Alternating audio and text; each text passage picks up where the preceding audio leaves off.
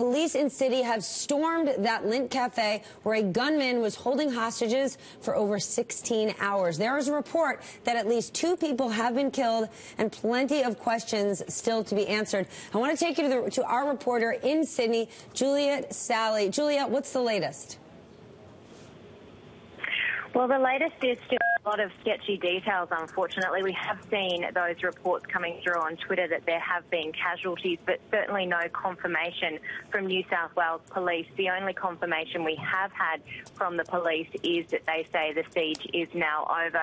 So about 45 minutes ago, we heard gunfire shot into that cafe. There are also reports that grenades were thrown into the cafe. And there are reports now that it wasn't perhaps the police's intention to go into the cafe, but that the gunman might have fired first. So again, these are all speculative reports at this stage because it is still very much a situation which is unfolding.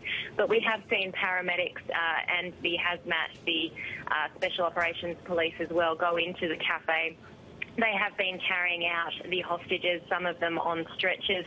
There is a hospital not far away. In fact, it would probably be a 200-metre walk away. So there will be some very good care for those people that have been in that cafe on around 17 hours. The people that I can see being stretchered look like they are probably more in shock rather than injured, but there has been some speculation that there has been some injuries. So until we get confirmation on that, I'm really loath to say that anyone has been injured or in fact killed, but certainly there was a lot of gunfire into that cafe about 45 minutes ago to bring this siege to an end. What do we know about the hostage taker at this point?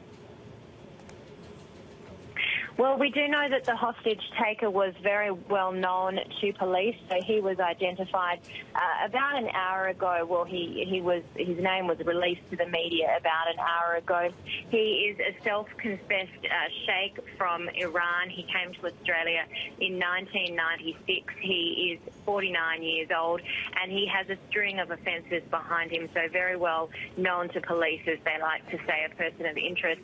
So unfortunately, or allegedly, he has a number of sexual assaults behind him from when he called himself a spiritual healer within his community. He also was on bail charged with being an accessory to the murder of his ex-wife, his current wife allegedly stabbing and then setting on fire his ex-wife and mother of 2 children. And he also wrote a string of poisonous letters to the families of deceased Australian soldiers killed in Afghanistan. So clearly somebody who has a lot of anger, you would say, but also a lot of is very upset with the Australian way of life and the Australian government to be sending those poisonous letters to the deceased people who had their family members killed in Afghanistan. So we do know his name, and we do know the identity of the gunman. Whether or not he has been, in fact, killed or taken out of this siege, we do not know that yet. Juliette, remind us how the hostage taking began. So it began at 9:45 on the morning of Monday morning in Sydney. So Martin Place is a very popular, busy hub. It's sort of the heart of the Sydney Central Business District. The main post office is in Martin Place. The Reserve Bank of Australia, so our central bank, is in Martin Place. The New South Wales Parliament is at the top of Martin Place, and also a number of the large banks, such as the ANZ, the Commonwealth, Macquarie, all have their headquarters.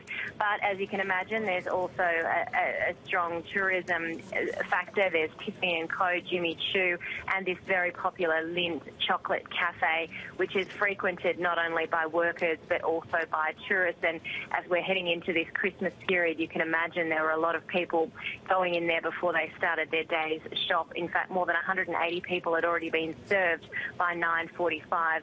And we understand that the gunman walked into the cafe and he then somehow blocked the entrances and locked the doors. And it was when a customer was trying to get into the cafe and noticed that she couldn't get in and that the doors were shut, that she saw this man with the gun and then alerted police. And police were on the scene very, very quickly, but it has been a very tense standoff. They, for hours, were really trying just to negotiate with the gunman and not trying to get into the cafe with any force.